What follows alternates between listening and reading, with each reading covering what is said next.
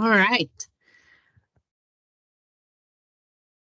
We are now recording. Welcome to the overview of the Tennessee Teacher of the Year process application part 2. I'm Sarah Brown, and I'm the coordinator of educator recognition for the department, and I'm on the educator effectiveness team. These are our 4 best for all squares. We live down in the yellow educator one. So Tennessee will set a new path for the education profession and be the top state in which to become an educator, remain a teacher, and leader for all. This first slide is our program goals. The goal of the Tennessee Teacher of the Year program is to recognize and celebrate the wealth of excellent teachers that exists across the state. We applaud teachers who devote their professional lives to enriching the lives of Tennessee students who demonstrate exceptional gains in student achievement. So this webinar will provide an overview of the Part 2 application and best practices. First, we're going to look at the review of region level selection, then the application components. So we'll go over response questions and addressing common missteps. We also will look at the video response questions and best practices and supporting documentation and best practices. And then we'll talk a little bit about Part 2 application scoring. So our learning objectives, following completion of this training, learners will be able to identify the components of the Tennessee Teacher of the Year Part 2 application and identify best practices for approaching each component. Just some norms as we go through this process. Please remain on mute throughout the session until asked to unmute and share. And if you have any questions or comments throughout the presentation, please put them in the chat. With that, to get started, please answer the following question. What is one thing you hope to gain from this session?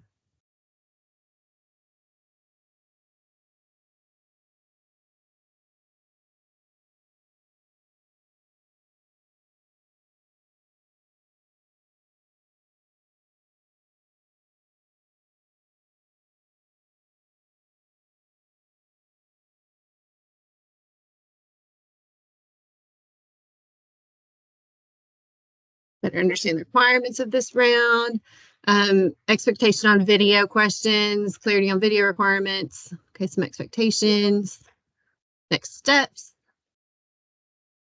the video. Okay, that is a new component, so I anticipated lots of questions on that one. Excellent. All right, we will cover all of those things. All right, so first, just a review of how you came to this step. If you were selected as a region level semifinalist, the Tennessee Teacher of the Year, I provided the application to you by email by April 1st. Part 2 applications need to be submitted by May 12th. The Part 2 application contains 2 new written response questions, an opportunity to submit additional supporting documentation, a professional resume, 3 letters of recommendation, a professional biography, a professional headshot, and a 3 to 5 minute video. The entire Part 2 application will be scored by a statewide scoring committee who will identify 1 finalist in each region of the state for a total of 9 region finalists.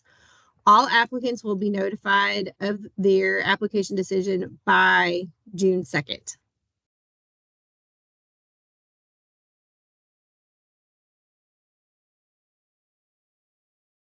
All right, so now let's look more closely at the new response questions. Applicants will respond to 2 responses that can be up to 750 words each. The first one is in regards to leadership experience. The Tennessee Teacher of the Year is a leader among their peers in and outside of the classroom. This leadership is primarily realized through serving on the Commissioner's Teacher Advisory Council. The Teacher Advisory Council aims to empower members to act in the following roles. Advisory Council members will be poised, engaging, and articulate advocates for the department's vision and strategic priorities.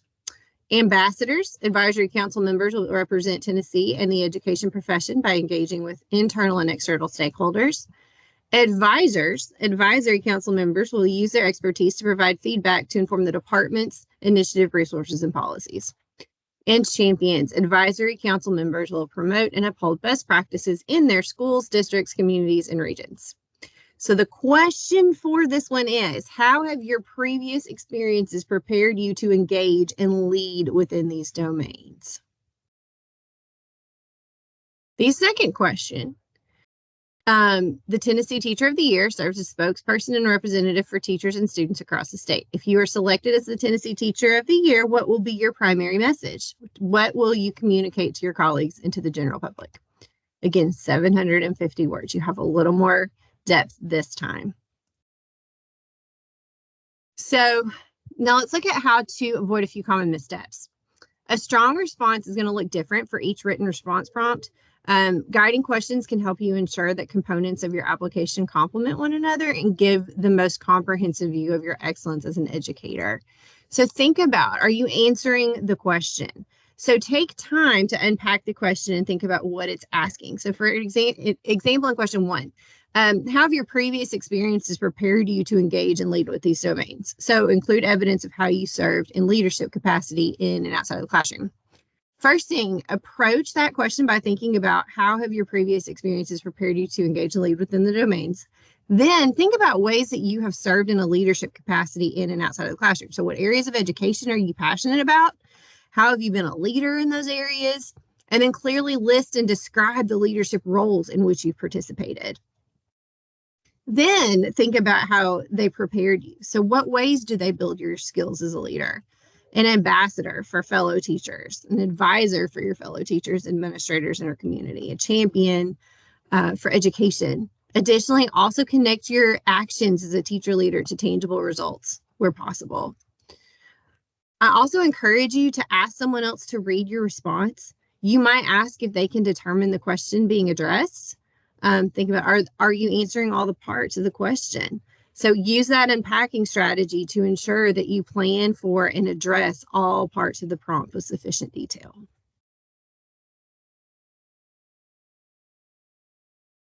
The next piece, are you giving a comprehensive picture of yourself as an educator throughout the process? So try to avoid using the same example or idea in your response to each question. Your goal is to give a complete picture.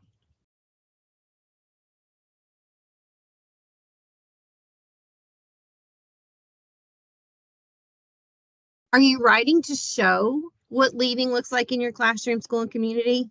So think about writing to show, not to tell. Use examples and stories of things that students and parents or colleagues have done or said. Show how your work has prepared you to engage and lead through examples and evidence. Highlight your accomplishments rather than being humble about them. One thing I suggest is to first outline your ideas. Think about building on your writing, so providing a clear example and how it helped you, and then developing the story. And as you write through the word count in your draft. So often it takes writers some time to get to the best parts of their responses. So sometimes beginning by writing more than you need helps, and then strategically edit to meet that word count.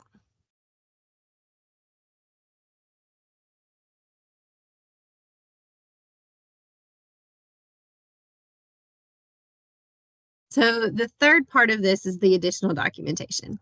And this section includes a professional resume, 3 letters of recommendation, a professional biography, and optional supporting documentation. And we'll look at those more deeply. Okay, so your professional resume. This one requires a little bit different perspective than tailoring a resume when you're looking at a new job. The primary goal of this one is to provide information about how your previous experiences have positioned you as a strong candidate for Teacher of the Year. With this in mind, you should think strategically about which of your experiences, and further what aspects of your experiences, align to the Teacher of the Year criteria.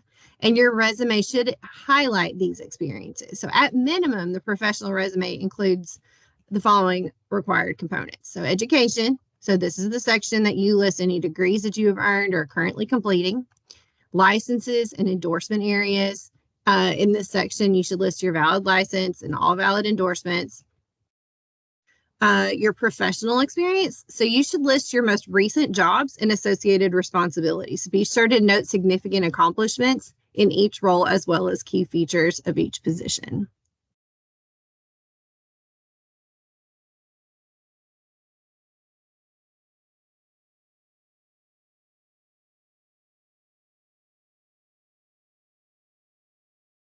Okay.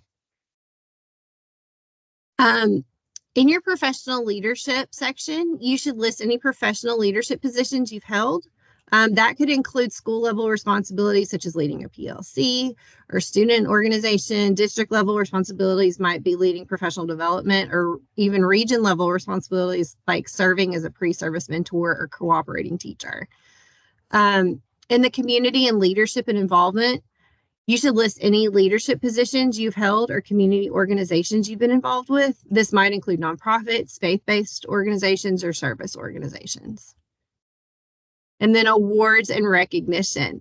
List any awards or recognition you've received for your work as an educator. And it could include your school and district level Teacher of the Year award, community awards, any published articles, presentations, featured news items, anything like that.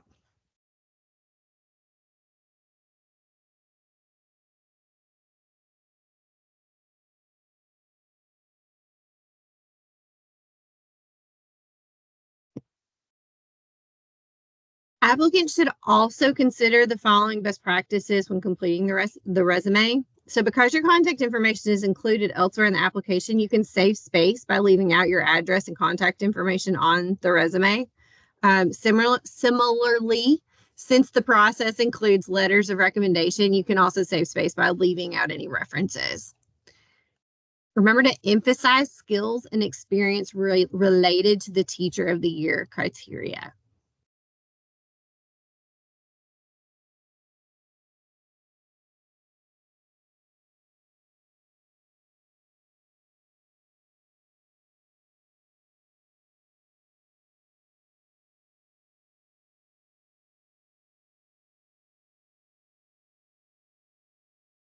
Write your responsibilities using the action plus results format and begin with an action verb to describe the type of work you did. For example, led 8th grade social studies professional learning community to analyze and accelerate student learning, which resulted in a 15% increase in student proficiency on the TNReady. Be sure to define all acronyms. For example, school representative for the Tennessee Education Association. We have so many acronyms in education. Really make sure to define what they are. Proofread carefully to ensure that your resume has no spelling, grammar, or formatting errors. Again, please have someone look at it to catch things that you do not see.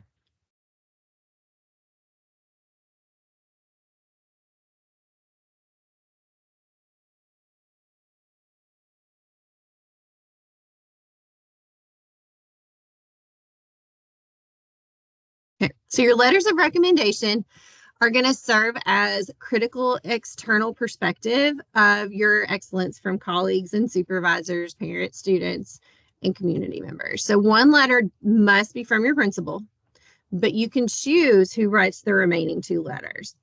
You should think strategically about who will provide the most compelling and clear evidence that the applicant demonstrates the qualities of a Teacher of the Year awardee. In general, every letter should be 1 page in length, typed, and in a PDF format. Make sure to include evidence of the applicant's strength in, on, or more of the Teacher of the Year criteria. Applicants may submit handwritten, translated, or transcribed letters if the letter's from a student or a parent or an adult caregiver. Transcribed or translated letters must include the name and the signature of the transcriber or translator and may not be transcribed or translated by the applicant.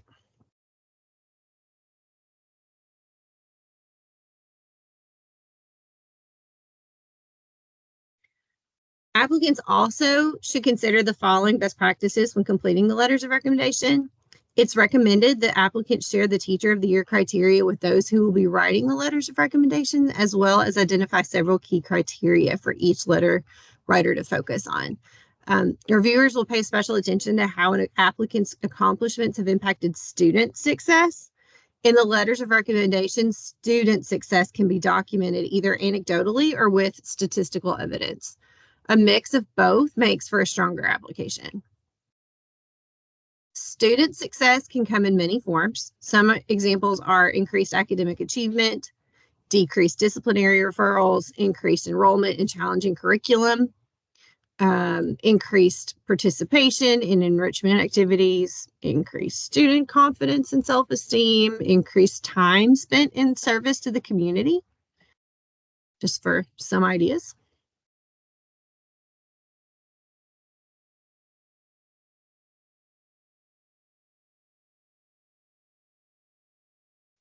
Now, to reduce the impact of implicit bias on our awards and recognition programs, we may redact identifying information from letters of recommendation before the selection committee begins their review. So to support this, we encourage you to use words and phrases like our school and our community and a colleague instead of naming specific places or individuals. You did do this in the first one as well, so I know that you are old hat at this.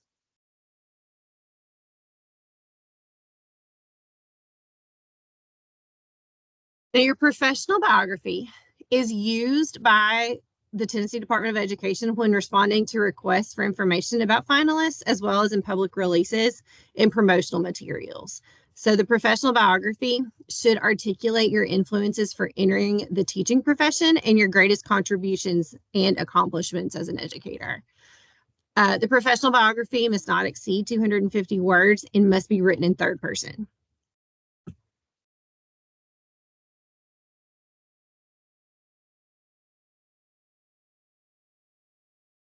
Some things to think about when you are writing your biography.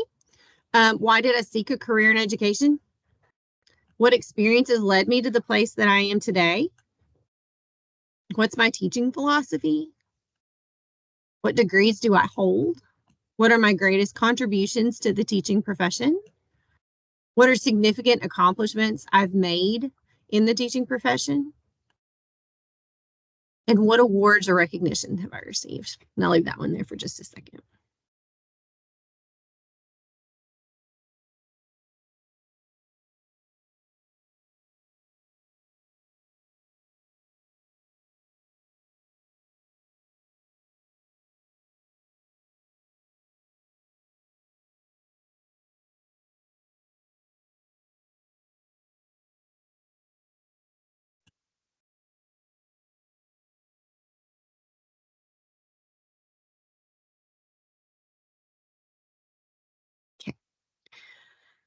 So your supporting documentation, much like last time, is completely optional, but it is permitted to provide additional evidence for references made in those extended responses. Some examples of supporting documentation include student work, teacher effectiveness data, lesson plans, parent or community communications materials, etc. Just make sure that all supporting documentation adheres to your school and or district's privacy policy. So making sure that if you do have photos of students, those students have media releases on file at the school. I do not need them. They just need to be at the school because we don't want to violate anyone's rights or anything like that. So it's important to note that the application, including supporting documentation, will be redacted for any identifying information to reduce potential and unconscious bias. It is best to ensure your supporting documentation is still easily understood without like logos and names and stuff. You do get 5 pages of supporting documentation this time.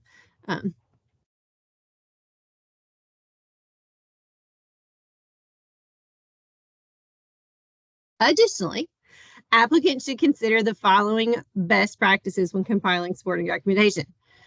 Directly connect that supporting documentation to the written responses, but do not rely on supporting documentation to make your case. It should not be a substitute for high quality explanation in the narrative or stand alone as extraneous information. Its effective supporting documentation should extend the reviewer's understanding of your written response by directly connecting to aspects of your narrative where additional evidence, such as like student work, may make things more clear. Make sure to ensure that each page of the supporting documentation demonstrates the Teacher of the Year criteria. So in some cases, you may identify that the written response prompts do not permit you to share characteristics of your teaching or specific experiences that fully demonstrate your ability to serve as Teacher of the Year. Like the best practices above, effective supporting documentation can serve to expand your reviewers' understanding of your ability to meet the Teacher of the Year criteria and to ensure reviewers understand what they're viewing and why it's important. So be sure to provide notes with relevant information and context for any materials not directly addressed in the narrative. And we had a question from Sarah. Is it still suggested to include only 3 pictures per page? Best practice, thinking about this as not so many photos that a reviewer is going to have to zoom in to look at it. This is not like high school chemistry cheat sheet. Like, make sure that it is appropriately viewable. I would say 3 to 4 pictures is plenty on a page.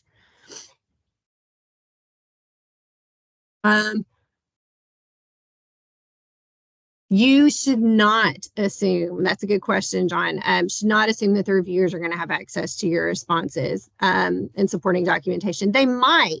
It might be that you have a reviewer that happened to review your part 1, but they don't have your names. Your name, you were coded in part 1. So in part 2, they will have your name, but they won't necessarily be able to attach it to somebody before. But your reviewers are not from your part of the state. So they likely won't know you. And if they do, we have them swap. So I hope did that answer that question? Okay.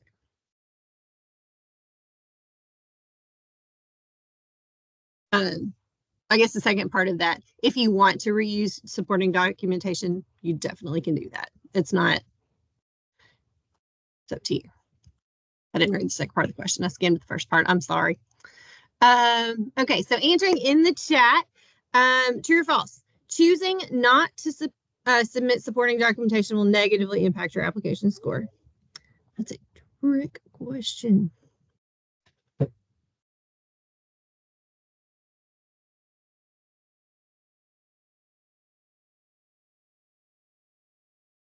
Correct, everyone. That is false. Choosing not to submit supporting documentation is not going to negatively impact your application score. Okay, so let's look at the video response. This is a new addition that I think is actually going to be lovely for these applications. What you will respond to one video question, and it has a 5-minute time limit. So 3 to 5 minutes. Your video is going to address the following prompt: describe a content lesson or unit that defines you as a teacher. How did you engage students of all backgrounds and abilities in the learning? How did that learning and your teaching influence your students? How are your beliefs and teaching demonstrated in this lesson?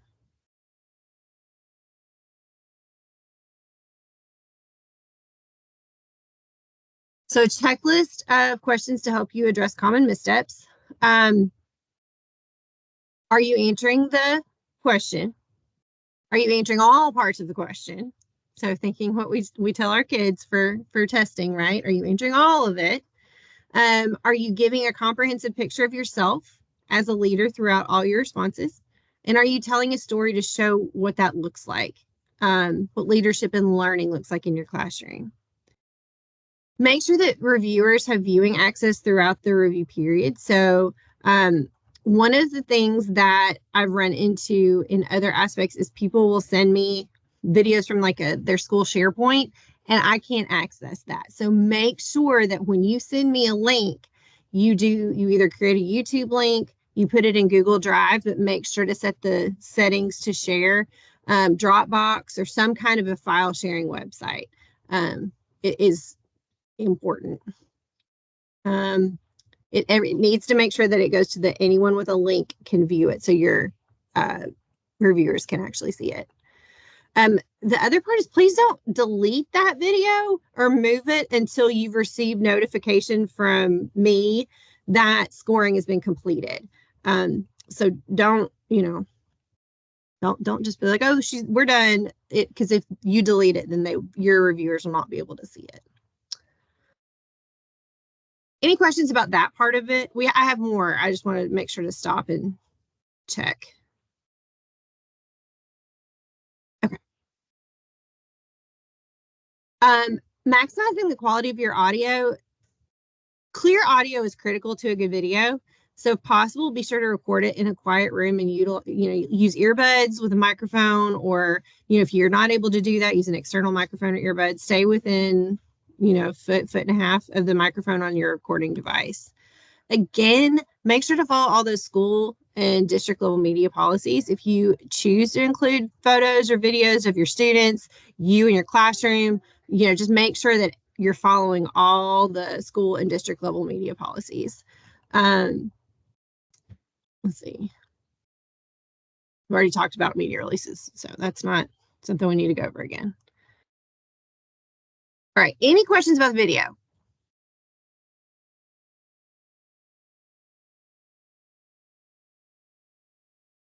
You can be as creative as you want. So maybe you show any references to our lesson during the video. You can absolutely do that.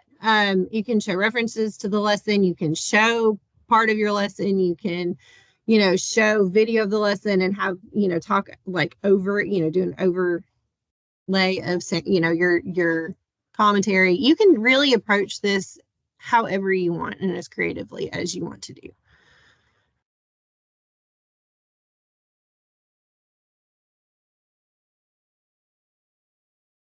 Okay.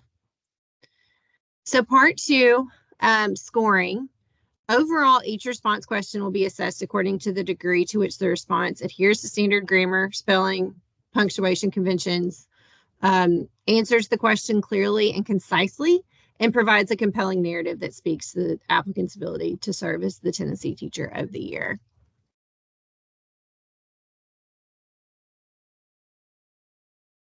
The video response is going to be assessed according to the degree to which the response has the following desirable qualities: that delivery is made according to instructions, so the topic and the time limit. Candidate displays qualities of confidence, optimism, and sincerity.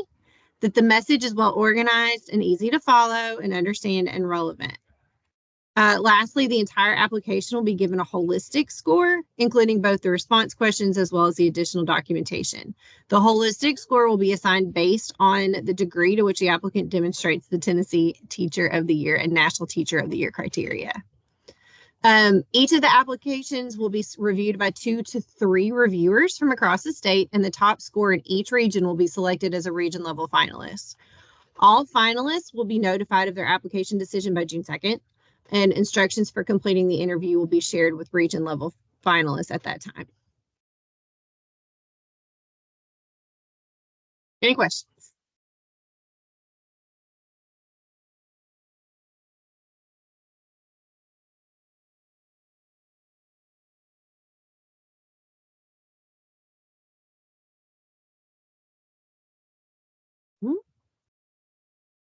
Okay. The Tennessee Teacher of the Year website includes specific program criteria with resources for applicants and just specific information. I also will email you a guidebook that has just finally come through, and that will help a little bit with these response questions as well. But most of it is what we have covered. How many finalists in the region are there? So there is 1 finalist per region. The Director of Schools page said 2022-23. What do you mean the Director of Schools page? Like the signature page? No. Oh, okay, I'll fix that. I thought we got the updated one. I'll send that out. I'll get the updated one. Oh, semifinalists in each region. So at this point, there's 3 in each region. So there's 27. And then it'll narrow down to 9. So we have the core regions, the first, East, Southeast, Upper Cumberland, Mid Cumberland, South Central, Northwest, Southwest, and then Shelby, and all those municipals are one by themselves. So that's where we get that 9 from. So right now there's 3 in each of those areas.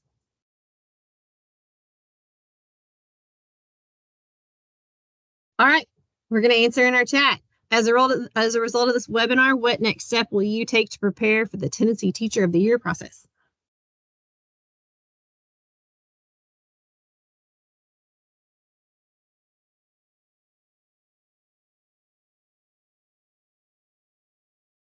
Continue outlining responses, work on your video.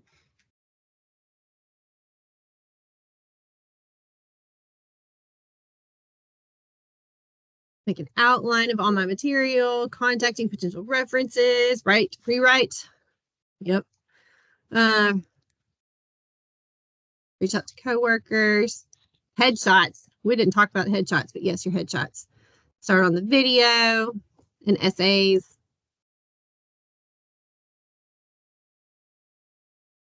The headshots, we didn't really talk about it because that seems like a straightforward thing, but it needs to be a professional headshot, but it doesn't have to be like in front of a backdrop. It can be your school photo that goes in the yearbook.